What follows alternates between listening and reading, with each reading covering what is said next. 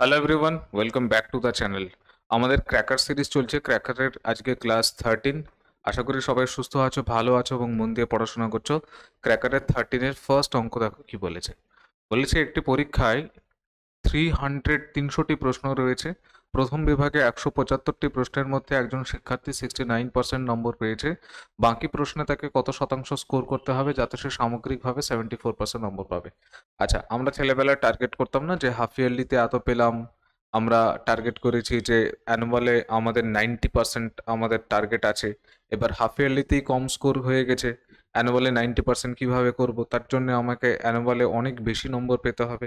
Same গল্প এটার। এখানে একটা পরীক্ষা আছে, মোট প্রশ্ন যেটা আছে সেই মোট প্রশ্ন আছে 300খানা। এই মোট প্রশ্ন, সেই মোট প্রশ্ন বলে দিয়েছে 300খানা। এর মধ্যে প্রথম বিভাগে কত আছে? প্রথম বিভাগে আছে 175। প্রথম বিভাগে যদি 175 কোশ্চেন্স থাকে, তাহলে দ্বিতীয় বিভাগে কতটা আছে? দ্বিতীয় বিভাগে অবভিয়াসলি 125 এতগুলো কোশ্চেন আছে।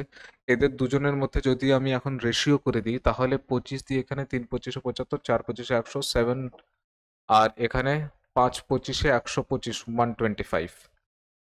ঠিক আছে। আচ্ছা, আমার টার্গেট কত ছিল? 74%। দেখো, 74% টার্গেট মানে এখানেও আমার টার্গেট ছিল 74%, এখানেও আমার টার্গেট 74%। তবেই তো গিয়ে আমি ওভারঅল 74% পাবো। ফার্স্ট এইখানটাতেও 74% আমাকে পেতে হবে এবং দ্বিতীয় পার্টেও আমাকে 74% পেতে হবে, তবেই তো আমার গিয়ে 74% ওভারঅল হবে। এবারে ফার্স্ট পার্টে আমি পেয়েছি কত? ফার্স্ট পার্টে আমি পেয়েছি 69%। 69% মানে কত শর্টেজ আছে? এখানে 5%-এর শর্টেজ আছে। 5%-এর শর্টেজ কতজন নিয়ে এসছে? এখানে কি আমি কিছু ভুল করলাম? 175, 25, 5 4 25 100, 5 3 25 75, না ঠিকই আছে। ঠিক আছে। আচ্ছা, এখানে 5%-এর শর্টেজ আছে। 5%-এর শর্টেজ কতজন মিলিয়ে নিয়ে এসছে? 7জন মিলিয়ে নিয়ে এসছে। তাহলে এই যে দেখো, 5%-এর শর্টেজ আছে, সেই 5%-এর শর্টেজ এক একজন নিয়ে এলে 7জনের টোটাল শর্টেজ যেটা তৈরি হয়েছে সেটা 35%-এর শর্টেজ। তাহলে এই পোর্শনে এখন 74% তো আনতে হচ্ছেই, প্লাস এই যে 35%-এর শর্টেজ আছে সেটা মেক আপ করবার জন্য এখানে 5জন আছে। তাহলে 35 ÷ 5 মানে 74 প্লাস 7%, দ্যাট ইজ 81% তোমাকে সেকেন্ড পেপারে নিয়ে আসতে হচ্ছে, তবে গিয়ে তুমি ওভারঅল 74% পাবে। মানে অপশন ডি তোমার হয়ে যাচ্ছে এখানে কারেক্ট আনসার। ঠিক আছে, আশা করি বোঝা গেছে। দেখো, আমরা 175 আর 125 কোশ্চেন্স যেটা আছে সেটার করেছি রেশিও 7:5 এর রেশিও হয়েছে। ফার্স্ট পার্টে আমার 74% এবং সেকেন্ড পার্টে 74%, দুটোতেই যদি 74% করে পাই তবেই গিয়ে ওভারঅল আমার 74% আসবে। ফার্স্ট পার্টে আমি 74% টার্গেট ছিল, পেয়েছি 69%। 5% করে শর্টেজ আছে। শর্টেজ কতজন করেছে? 7জন। তাহলে টোটাল 35%-এর শর্টেজ এখানে তৈরি হয়েছে। 35%-এর শর্টেজ মেক আপ করবার জন্য এখানে আছে 5জন। তাহলে প্রত্যেকের মাথায় যদি 35 ডিস্ট্রিবিউট হয়, 7 করে প্রত্যেককে আনতে হচ্ছে। তাহলে 74 তো আনতেই হচ্ছে, 7 এক্সট্রা আনতে হচ্ছে, মানে 81% প্রত্যেককে আনতে হবে, তবেই গিয়ে তোমার এই শর্টেজটা মেক আপ হবে। আচ্ছা, 182 কি বলেছে? 182 বলেছে এক ব্যবসায়ী একটি দ্রব্য 10% ক্ষতিতে বিক্রি করেন। যদি তিনি দ্রব্যটি 20% কম দরে কিনতেন এবং 20 টাকা বেশি দামে বিক্রি করতেন, তাহলে তিনি 10% লাভ করতেন। দ্রব্যটি ক্রয় মূল্য কত? অ্যাকচুয়ালি ঘটনা কি ঘটেছে? 10% ক্ষতিতে বিক্রি করা হয়েছে, অর্থাৎ সিপি যদি আমার 100 ইউনিট হয়ে থাকে, তাহলে এসপি কি হয়েছে? সেলিং প্রাইস কি হয়েছে? 90-এ আমি বিক্রি করেছি। রিয়ালিটি তো এটা। ঠিক আছে। এইবার হাইপোথেটিক্যাল চিন্তাভাবনা এখানে হচ্ছে যে যদি তিনি দ্রব্যটি কম দামে 20% কম দামে কিনতেন এবং 20 টাকা কম দামে বিক্রি করতেন, তাহলে তিনি 10% লাভ করতেন। তাহলে দেখি, 20% কম দরে যদি কিনতো এই পার্সনটা, তাহলে কি গল্প হতো? 20% কম দরে কেনা মানে 100 টাকার 20% মানে 80 টাকায় জিনিসটা কিন্তু। এইটা হাইপোথেটিক্যাল কথাবার্তা। এবং 20 টাকা কম দামে বিক্রি করতেন, তাহলে তিনি 10% লাভ করতেন। লাভ কার ওপরে হবে? অবভিয়াসলি সিপির ওপরে। তো সিপির ওপরে যদি লাভ হয় 10%-এর, 80-র 10% মানে হচ্ছে গিয়ে 8 টাকা। তাহলে 88 রুপিতে জিনিসটা বিক্রি হতো। এবারে খেয়াল করে দেখো, 90-এর জিনিস বিক্রি হচ্ছে 88-তে, যেটা 90-এ বিক্রি হচ্ছিল সেটা 88-এ বিক্রি হচ্ছে। এসপি কত ইউনিট কমেছে? 2 ইউনিট। কেন কমেছে? কারণ ওই যে ওখানে বলে দিয়েছে 20 টাকা কম দামে যদি বিক্রি হতো তাহলে 1 ইউনিটের ভ্যালু কত? 10 টাকা। কি জানতে চেয়েছে? জানতে চেয়েছে দ্রব্যটির ক্রয় মূল্য কত। এখন অনেকের কনফিউশন এখানে তৈরি হয় এটা যে ক্রয় মূল্য 80 ইউনিট দেখাচ্ছে, ক্রয় মূল্য 100 ইউনিট দেখাচ্ছে।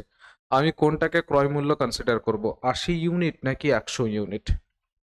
তাহলে তার জন্য বলি, দেখো আমি শুরুতেই বললাম যে এইটা তোমার হাইপোথেটিক্যাল চিন্তা ভাবনা, এটা অ্যাকচুয়ালি ঘটেইনি। তুমি ভাবছো যদি এরকমটা হতো তাহলে এরকমটা হতো।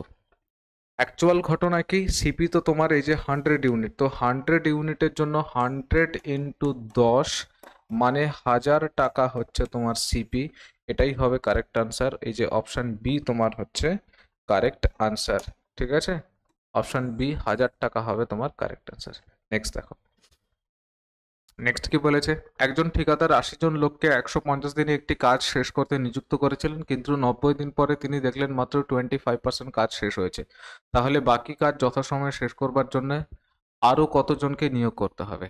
ভালো অঙ্ক, বোঝার অঙ্ক, বুঝবে ভালো মতন ভাবে। 80 জন লোককে নিযুক্ত করা হয়েছিল 150 দিনে কাজ করবার জন্য, কাজ কিন্তু 150 দিন হয়নি। কাজ হয়েছে কতদিন? কাজ হয়েছে 90 দিনই যেখানে লেখা আছে, কিন্তু 90 দিন পরে তিনি দেখলেন মাত্র 25% কাজ শেষ হয়েছে। তাহলে কাজ হয়েছে 90 দিন, কতজন কাজ করেছে? 80 জন কাজ করেছে। তাহলে এই যে সূত্র আমরা লিখবো T1 D1 M1 E1, মনে আছে এটা? Divided by W1 equals to T2 D2 M2 E2 by W2। এইটা হচ্ছে W1 ওয়ার্ক ডান, যতটা কাজ হয়েছে, আর W2 হচ্ছে রিমেনিং ওয়ার্ক, যতটা কাজ বাকি আছে। কাজ কতটা হয়েছে? কাজ হয়েছে 25%। আমি সবার আগে এটাই লিখলাম, 25% কাজ হয়ে গেছে। তাহলে বাকি কত আছে? বাকি আছে 75%। কতজন কাজ করেছে? কাজ তো করেছে 80 জন। কত দিন কাজ করেছে? কাজ হয়েছে কিন্তু 90 দিন। এটা মাথায় রাখবে, 150 দিন টার্গেট ছিল, বাট 90 দিন কাজ হয়েছে। বলেছে তাহলে বাকি কাজ যথাসময়ে শেষ করার জন্য আর কতজনকে নিয়োগ করতে হবে? 80 জন তো ছিলই, আরো কতজন লাগবে আমি জানি না, প্লাস এক্স ধরে নিচ্ছি। ঠিক আছে, ইনটু কতদিন বাকি আছে যথাসময়ে শেষ করবার জন্য, মানে 60 দিন বাকি আছে, টোটাল তো 150 দিন। 90 দিন হয়ে গেছে, 60 দিন বাকি আছে। দেখো তো বোঝা গেছে কিনা। স্যার 80 প্লাস এক্স না লিখে শুধু যদি এক্স লিখতাম তাহলে কি হতো না? অবভিয়াসলি হতো। তাহলে কি বেরোতো? এক্স ডেটাটা কিসের জন্য বেরোতো? 75% কাজ 60 দিনে করতে গিয়ে কতজন লোক লাগতো সেটারই ডেটা বেরোতো। তার মানে তার মধ্যে 80 ছিল, আমাকে মাইনাস করতে হতো পরে। সেই ঝামেলাটা আমি করতে চাইছি না, মাইনাসটা আমি শুরুতেই করতে চেয়েছি, সেই জন্য আমি এখানে এইভাবে করে লিখেছি। ঠিক আছে, 80 জন অলরেডি আছে, আরো এক্স জনকে নিযুক্ত করতে হবে, তাই 80 প্লাস এক্স। কাটাকুটি যদি করি তাহলে পার্সেন্টেজের সাথে পার্সেন্ট হাওয়া, 3×25=75। ঠিক আছে, 3×20 এখানে 60, 0 আর 0 এখানে কাটা, 2×4=8, 4×9=36, 360। তাহলে 80 প্লাস এক্স এর ভ্যালু কত? 360। এক্স এর ভ্যালু কত? 360 মাইনাস 80 মানে 280, 280। ঠিক আছে, 280 তোমাদের হচ্ছে কারেক্ট আনসার। অপশন বি হচ্ছে কারেক্ট আনসার। নেক্সট, কিছু পরিমাণ মূলধন সরল সুদে 4 বছরে দ্বিগুণ হয়, কত বছরে তা তা সুদে মূল্যে 8 গুণ হবে? তাহলে আমি 1 টাকা রেখেছিলাম, দ্বিগুণ হওয়া মানে কত? দ্বিগুণ হওয়া মানে 2 টাকা হয়ে গেছে। কত টাকা ইন্টারেস্ট ঢুকেছে? তাহলে 1 টাকা ঢুকেছে ইন্টারেস্ট। ঠিক আছে, এটা কত বছরে হয়েছে? এটা হয়েছে 4 বছরে। এই ঘটনাটা ঘটেছে 4 বছরে। বলেছে কত বছরে 8 গুণ হবে? 1 টাকা 8 টাকা হতে গেলে ইন্টারেস্ট কত ঢুকতে হবে? 7 টাকা ইন্টারেস্ট ঢুকতে হবে। 1 টাকা ইন্টারেস্ট ঢুকেছে 4 বছরে, 7 টাকা ইন্টারেস্ট ঢুকবে 4 সাথে 28 বছরে। এই যে অপশন বি। ঠিক আছে, নেক্সট দেখো, বলেছে আয়তক্ষেত্রে দৈর্ঘ্য এবং প্রস্থ যথাক্রমে 10% এবং 70% বৃদ্ধি পেলে ক্ষেত্রফল কত বৃদ্ধি পাবে? তো আয়তক্ষেত্রের দৈর্ঘ্য আর প্রস্থ 10% বৃদ্ধি পেয়েছে, লেন্থ কি হয়েছে? 10% বৃদ্ধি পেয়েছে। তাহলে 10 থেকে কত হলো? 11। প্রস্থ বা ব্রেথ কি হয়েছে? 70% বৃদ্ধি পেয়েছে, 70% মানে 7/10, তাহলে 10 থেকে বেড়ে হবে এটা 17। 10 থেকে বেড়ে হবে 17। ঠিক আছে, গুণ করব এখন, আর তো কিছু করার নেই। এরিয়া কতটা বেড়েছে, 10×10=100, 17×11, 17×10, এটা হবে 170, আর এদিকে 17, 187। তাহলে কত পার্সেন্ট বেড়ে গেছে? 87% বেড়ে গেছে। দেখো, 100 থেকে 187 হয়েছে, মানে 87 বেড়েছে কার উপরে? 100-এর উপরে। 100-এর উপরে যেটা চেঞ্জেস হয় সেটাই তো পার্সেন্টেজ, দ্যাট ইজ 87% তোমার বেড়েছে, ইনক্রিজমেন্ট হয়েছে।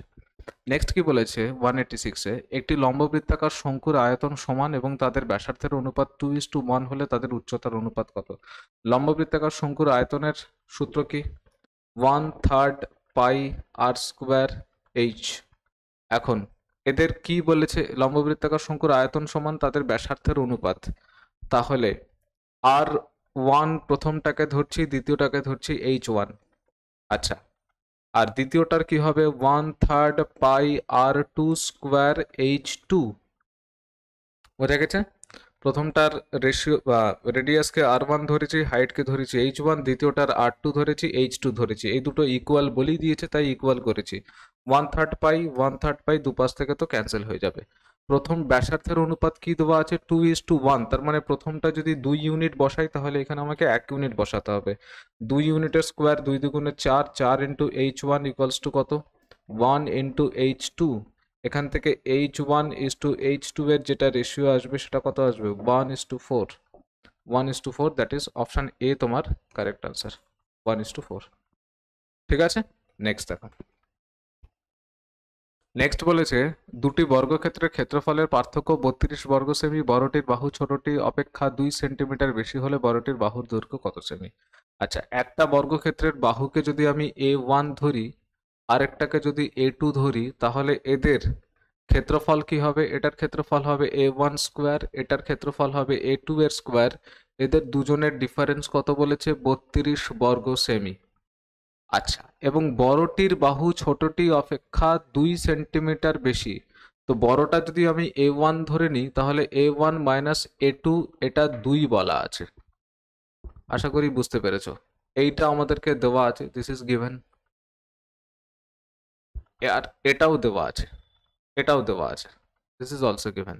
এখন এটাকে যদি আমি সূত্রে ভাঙাই, A1 square minus A2 square, মানে A স্কোয়ার মাইনাস B স্কোয়ারের সূত্র হচ্ছে A, লেখা খুব জঘন্য হয়ে যাচ্ছে, A প্লাস বি, মানে এখানে তো A2 into A minus B, A1 minus A2, তার ভ্যালু কত? 32। A1 মাইনাস A2, দেখো এখানে 2 আছে অলরেডি, এখানে ডিফারেন্সটা বলে দিয়েছে, বড়টির বাহু ছোটটি অপেক্ষা 2 সেন্টিমিটার বেশি, তাহলে এটা 2 বলা আছে। A1 plus A2 into 2 equals to 32 আসতে হবে। তার মানে A1 প্লাস A2-র ভ্যালু কত? A1 প্লাস A2-র ভ্যালু এখান থেকে আমার বেরিয়ে যাচ্ছে 16। এবার আমি হিট অ্যান্ড ট্রায়ালে করব। হিট অ্যান্ড ট্রায়াল কি? বড় বাহুটা ছোট বাহুর থেকে 2 সেন্টিমিটার বেশি, ঠিক আছে? এখন বড় বাহুটা ছোট বাহুর থেকে যদি 2 সেন্টিমিটার বেশি হয়, তো আমি A1 কে কত ধরবো, A2 কে কত ধরবো, যে দুটো যোগ করে আমার 16 আসবে। A1 এর ভ্যালু 9 আর A2-র ভ্যালু তাহলে 7 হলেই 9 প্লাস 7 16, আর তো কিছু হবে না। বোঝা গেছে? অপশনে কিছু নেই। এটাকে যদি 10 ধরি তাহলে এটাকে 8 ধরতে হবে, 18, তো 18 তো নেই এখানে গল্প। তার মানে এটা তো তোমার অপশন সি হবে কারেক্ট আনসার, বড় বাহুটা হচ্ছে 9 সেন্টিমিটার। সহজ অঙ্ক। নেক্সট দেখো 188 বলেছে একটি চোঙের ব্যাসার্ধ এবং উচ্চতা যথাক্রমে 2.5 সেন্টিমিটার ও 12 সেন্টিমিটার হলে এর ভেতর সর্বাপেক্ষা বড় যে দণ্ড রাখা যায় তার দৈর্ঘ্য কত সেমি? তার দৈর্ঘ্য হবে 13 সেন্টিমিটার। কিভাবে স্যার, একবার দেখে নাও কিভাবে অ্যাকচুয়ালি। ভাই, চোঙের ভেতরে দণ্ড রাখা মানে আয়তক্ষেত্রের ভেতরেই দণ্ড রাখা। চোঙের ভেতরটা একদম আয়তক্ষেত্রের মতনই হয়, একবার দেখে নাও তাহলে বুঝতে পারবে। এই যে এই যে লম্ববৃত্তাকার চোঙ আছে ধরো, ঠিক আছে, তুমি খেয়াল করে দেখো, এই যে এইটা যেটা কিনা রেডিয়াস আছে, এইটা রেডিয়াস, এইটাকে যদি আমি এই ডায়ামিটারকে যদি আমি করে দিই যোগ, রেডিয়াসকে যদি যোগ করে দিই, ডায়ামিটার যদি তৈরি করে দিই, তাহলে এই যে এইখানটাতে চোঙের ভেতরে যে আমি সব থেকে বড় এখানে কি বলেছে দণ্ড রাখা, সেই দণ্ডটা কিন্তু এই বরাবর রাখতে হবে। এই বরাবর দণ্ড রাখা মানে তোমরা বুঝতে পারছো যে এইটা যেটা উচ্চতা আছে সেটা অ্যাকচুয়ালি লেন্থ হয়ে যাচ্ছে, আর যেটা ডায়ামিটার আছে সেটা হয়ে যাচ্ছে ব্রেথ। তাহলে আমরা খুব সহজেই বলে দিতে পারি অতিভুজের স্কোয়ার ইকুয়ালস টু লম্ব স্কোয়ার প্লাস ভূমি স্কোয়ার, বা ডায়ামিটারের তোমরা সূত্র জানো √L square plus B square. এখানে এল কত হয়ে যাচ্ছে, এল হয়ে যাচ্ছে 12 সেন্টিমিটার, এই যে এটা 12, আর এই যে এটা হয়ে যাচ্ছে 5, এইটা 5, এইটা 5, ডায়ামিটার 5। তো 12 5 হলে এটা কত হবে 13, 12 স্কোয়ার মানে 144, 5 স্কোয়ার মানে কত 25। তো এই দুটো স্কোয়ার রুট আমি যদি করে নিই তাহলে 13 চলে আসবে, 169, ঠিক আছে, 188 গেল। নেক্সট দেখো, বলেছে একটি চাকার ব্যাসার্ধ 7 সেন্টিমিটার, 44 কিলোমিটার অতিক্রম করতে চাকাটি কতবার করবে। তো ব্যাসার্ধ 7 সেন্টিমিটার যদি হয়, 44 কিলোমিটার, আচ্ছা একটা চাকার ব্যাসার্ধ যদি 7 সেন্টিমিটার হয় তাহলে চাকার পরিধি কত, চাকার পরিধি তো 2 পাই আর, 2 ইন্টু পাই ইন্টু আর। তো 2 ইন্টু পাই হচ্ছে 22-এর 7, আর কত, আর হচ্ছে তোমার 7 সেন্টিমিটার। তাহলে 7 ইন্টু 7, এটা তো কাটাকুটি চলে গেল, এটা 44, ঠিক আছে। আচ্ছা, কিলোমিটারকে আমি বানাবো সেন্টিমিটারে। এখন এক একবারে চাকা এতটা রোটেট হচ্ছে, 44 কিলোমিটার, 44 কিলোমিটার থেকে মিটারে যেতে গেলে একটা 1000 গুণ করতে হবে, মিটার থেকে সেন্টিমিটারে যেতে গেলে আবার একটা 10 গুণ করতে হবে। কতবার রোটেট করবে, এক একবারে 44 সেন্টিমিটার রোটেট করে, তাহলে এই 44 কিলোমিটারেতে এতবার।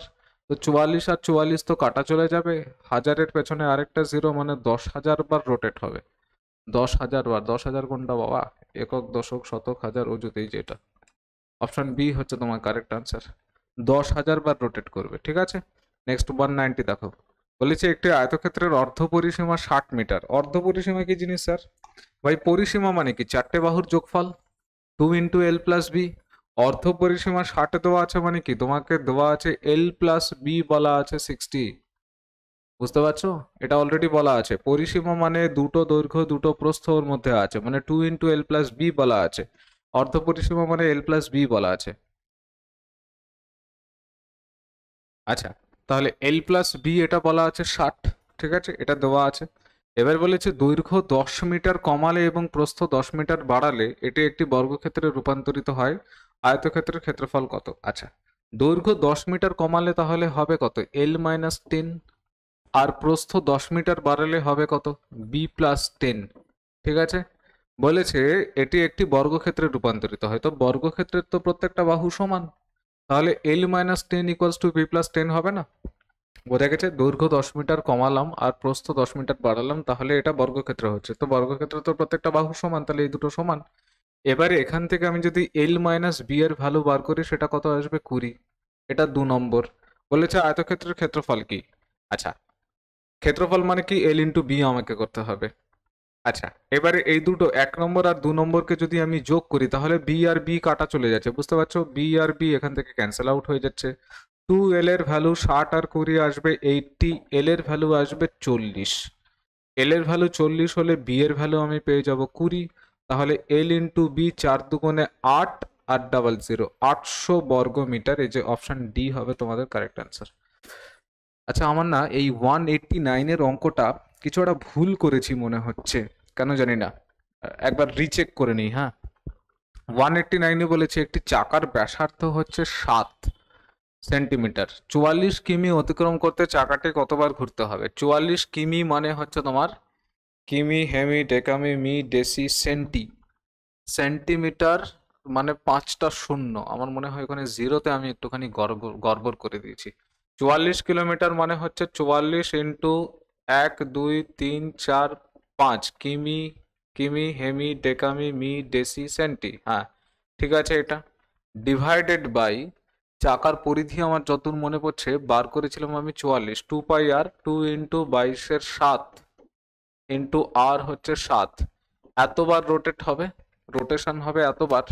আচ্ছা, 7 আর 7 এখান থেকে ক্যান্সেল আউট হয়ে যাচ্ছে, 22 দুগুণ 44, 44 44 কাটা, তার মানে 1 2 3 4 5, 1,00,000 বার, মানে অপশন সি হবে তোমার কারেক্ট আনসার, এইটা নয়, 10,000 বার নয়, 1,00,000 বার রোটেট করতে হচ্ছে। তোমরা একবার ক্রস চেক করবে তো অঙ্কটা, আমার দুবারে দু রকম আনসার বেরোলো। তোমরা একবার ক্রস চেক করে আমাকে তোমার কমেন্ট সেকশনে জানাবে যে কি হচ্ছে আনসার, ঠিক আছে?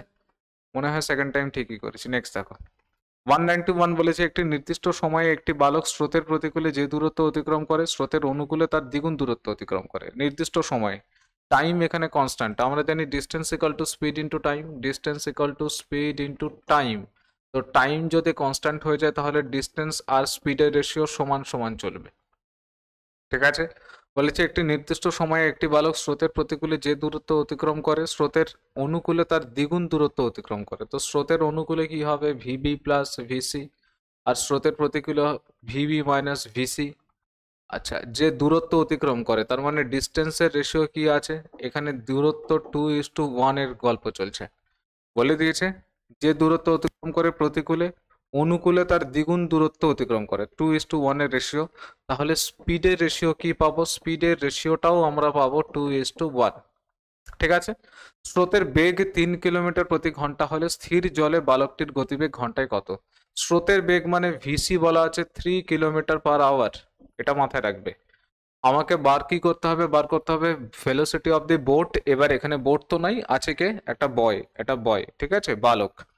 আচ্ছা, এই দুটোকে যদি আমি রেশিও করি V V plus V C divided by V V minus V C, সেটার ভ্যালু কত পেয়েছি? 2/1।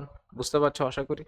এই যে 2/1 কম্পোনেন্ট ও ডিভিডেন্ড ও যোগভাগ প্রক্রিয়া যদি আমি এখন অ্যাপ্লাই করি, তোমরা যদি যোগভাগে অসুবিধা হয় তাহলে ক্রস মাল্টিপ্লিকেশন করে ভিভি আর ভিসির রেশিও বার করবে। আমি একবারে যোগভাগ প্রক্রিয়া করছি, তাহলে ওপরে আসবে 2VV আর নিচে আসবে 2VC, 2 কাটা চলে যাবে, তাহলে ভিভি বাই ভিসি যেটা আসবে সেটা হবে 3/1। ভিসির ভ্যালু দেওয়া আছে এখানে, ভিসির ভ্যালু কত বেরিয়েছে? 1 ইউনিট। 1 ইউনিটের ভ্যালু দেওয়া আছে 3 কিলোমিটার, 1 ইউনিটের ভ্যালু 3 কিলোমিটার পার আওয়ার, মানে এটা 3 গুণ। তাহলে ভিভি হবে 3 এর 3 9 কিলোমিটার পার আওয়ার। স্থির জলে বালকের গতিবেগ হচ্ছে এই যে ঘন্টায় 9 কিলোমিটার মানে 9 কিলোমিটার, ঠিক আছে, 9 কিলোমিটার পার আওয়ার। এবার 192 দেখো, বলেছে দুটি ট্রেন একই বেগে পরস্পরের অভিমুখে এগিয়ে চলেছে যদি প্রতিটি ট্রেনের দৈর্ঘ্য 120 মিটার। তার মানে বেগ সমান একই বেগ বলেছে এবং দৈর্ঘ্যগুলো বলেছে 120 মিটার করে। তাহলে আমি distance equal to speed into time ওইটা অ্যাপ্লাই করে দেবো। একবার এটাকে মুছে নিই, দেখো, ঠিক আছে? তোমরা পজ করে একবার অঙ্কগুলো করার চেষ্টা করবে। এখানে বলেছে আমাদের একটাই তো সূত্র, distance equal to speed into time. Distance এখানে কত আছে? ট্রেন যদি একে অপরকে অতিক্রম করে তাহলে দুজনেই দুজনের যে লেন্থ আছে সেটাকে অতিক্রম করবে। দুজনেরই speed V plus V, 2V হবে। টাইম লেগেছে 12 সেকেন্ড, ঠিক আছে, 12 সেকেন্ড টাইম লেগেছে এখানে। তাহলে তোমার 2V ইন্টু 12, সেটার ভ্যালু কত? 240। এখানে ভি এর ভ্যালু 12×2 = 24 মানে 10। এটা মিটার পার সেকেন্ড, এটা এখান থেকে কিলোমিটার পার আওয়ারে নিয়ে যেতে গেলে 18/5 দিয়ে গুণ করতে হবে। 5×2 = 10, 18×2 = 36 কিলোমিটার পার আওয়ার। এই যে অপশন সি হচ্ছে তোমার কারেক্ট আনসার, ঠিক আছে? নেক্সট দেখো, নেক্সট বলেছে দুটি নল দিয়ে একটি খালি চৌবাচ্চা যথাক্রমে 20 এবং 30 মিনিটে পূর্ণ করা যায়। নল দুটি একসঙ্গে খোলার কতক্ষণ পরে প্রথম নলটি বন্ধ করলে চৌবাচ্চাটি আর 10 মিনিটে জলপূর্ণ হবে? তো নল একটা আছে 20 মিনিট আর একটা আছে 30 মিনিট, এলসিএম করলে 30 আর 20 এলসিএম হবে 60, মানে ট্যাঙ্কের ক্যাপাসিটি 60। 3×20 = 60, 30×2 = 60। বেশি বোঝানোর কিছু এখানে নেই, এটা এফিসিয়েন্সি, এটা হচ্ছে তোমার ট্যাঙ্কের ক্যাপাসিটি। ট্যাঙ্কের ক্যাপাসিটি এটা তোমরা জানো অলরেডি। বলেছে প্রথম নলটি বন্ধ করলে চৌবাচ্চাটি আর 10 মিনিটে জলপূর্ণ হবে। প্রথম দুটোকে একসাথেই খোলা হয়েছিল, প্রথম নলটাকে বন্ধ করা হচ্ছে। বলেছে প্রথম নলকে বন্ধ করলে চৌবাচ্চাটি আর 10 মিনিটে জলপূর্ণ হবে। প্রথম নল বন্ধ করার পরে আর 10 মিনিট চলেছে, তো প্রথম নল যদি আমি বন্ধ করে দিই তাহলে দ্বিতীয় নলটা তো লাস্টের 10 মিনিট শুধুমাত্র দ্বিতীয় নলটাই চলেছে। তাহলে লাস্ট 10 মিনিটে 10×2 মানে 20 ইউনিট জল ফিল হয়েছে। বোঝো, টোটাল ট্যাঙ্কের ক্যাপাসিটি 60, তাহলে লাস্ট 10 মিনিটসে কি হবে? লাস্ট 10 মিনিটসে তো 10×2 20 ইউনিট জল ফিল হয়েছে।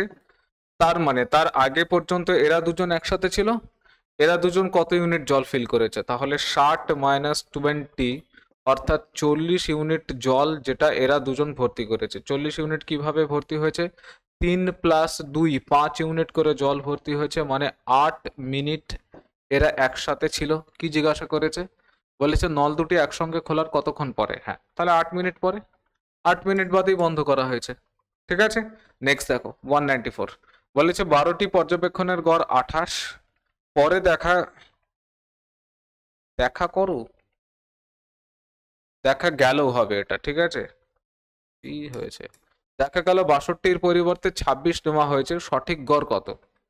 পরে ক্রস চেক করে দেখা যাচ্ছে যে 62-র পরিবর্তে 26 নেওয়া হয়েছে, তো 26 যদি নেওয়া হয় এক্সট্রাটা আসবে। দেখো একবার সোজা অঙ্ক, তোমরা এটা পারবে আরাম করে, বহু অঙ্ক এরকম করা হয়েছে। কতগুলো নাম্বার ছিল, নাম্বার যেটা আছে সেটাই আছে। নাম্বার আছে 12টা, 12টা পর্যবেক্ষণ, 12টা পর্যবেক্ষণে এদের অ্যাভারেজ কত আছে 28। ঠিক আছে, এই হচ্ছে গল্প। এবার বলেছে যে 62-র পরিবর্তে 26 নেওয়া হয়েছে, তার মানে 26কে এখান থেকে বার করতে হবে, আর এখানে 62 এসে ঢুকবে। একজন বেরোচ্ছে একজন ঢুকছে, নাম্বার তো টোটাল 12 জনই আছে, কিন্তু যে বেরোচ্ছে সে কম নিয়ে বেরোচ্ছে, যে ঢুকছে সে বেশি নিয়ে ঢুকছে। তাহলে বেশি নিয়ে যদি ঢোকে তাহলে এদের তো লাভ হবে, কতটা লাভ হবে, যতটা বেশি নিয়ে ঢুকছে ততটাই। কতটা বেশি নিয়ে ঢুকছে, বেশি নিয়ে ঢুকছে হচ্ছে তোমার 36 বেশি নিয়ে। 26 একবার মাইনাস করে দেখি, 6 থেকে 12 6, হাতে থেকে 1, 2 থেকে 3, 3 থেকে 6, 3 36। হ্যাঁ 36-এর প্রফিট হবে। 36-এর প্রফিট কতজনের মধ্যে ডিস্ট্রিবিউট হবে, কতজন আছে ফ্যামিলিতে, 12 জন আছে, তো 3 করে ডিস্ট্রিবিউট হলে 28 ছিল, আরো 3 করে যদি অ্যাড হয় তার মানে 31 হচ্ছে তোমার এখন নতুন অ্যাভারেজ, অপশন বি। ঠিক আছে, নেক্সট দেখো, লাস্ট দেখো, বলেছে দুই প্রার্থী এবং বি এর মধ্যে একটি নির্বাচনে 10% ভোটার ভোটদানে অংশগ্রহণ করেনি, 700টি কাস্ট করা ভোট অবৈধ ঘোষণা করা হয়েছে এবং বিজয়ী মোট বৈধ ভোটের 70% পেয়েছেন এবং 800 ভোটে জয়ী হয়েছেন। ভোটার তালিকায় মোট ভোটার সংখ্যা কত। আমরা ভোটার সংখ্যাকে ভি ধরছি, এরকম অঙ্ক তোমরা আগে করেছো। 10% ভোটার ভোটদানে অংশগ্রহণ করেনি, 10%-এর ভ্যালু কত, 1/10, 10%-এর ভ্যালু 1/10, 1/10 যদি না এসে থাকে তাহলে এসছে কত, 9/10 এসছে। এটাই আছে যারা ভোট করতে এসছে। এর মধ্যে 700খানা কাস্ট করা ভোট আবার অবৈধ ঘোষণা করা হয়েছে। এবার 700 তো মাইনাস করতে পারবে না ডিরেক্ট এখান থেকে, তাই ব্র্যাকেট দিয়ে মাইনাস করছি, কারণ 700টা এক্সাক্ট নাম্বার। এটা এখন টোটাল বৈধ ভোট আছে। বিজয়ী আবার টোটাল বৈধ ভোটের কত পার্সেন্ট পেয়েছে, 70%, এটা উইনার পেয়েছে। লুজার তাহলে কত পেয়েছে, 30% বলেছে। এবং 800 ভোটে জয়ী হয়েছে, 800 ভোটে জয়ী হওয়া মানে 800 ভোটে লিড, তার মানে আমাকে এখন এই ডিফারেন্সটা নিতে হবে। এই ডিফারেন্সটা কত, 40%। তার মানে এই যে টোটাল ভোটে যেটা পড়ে আছে সেই ভোটের 40%, দ্যাট ইজ 2/5, সেটার ভ্যালু কত, সেটার ভ্যালু হচ্ছে তোমার 800।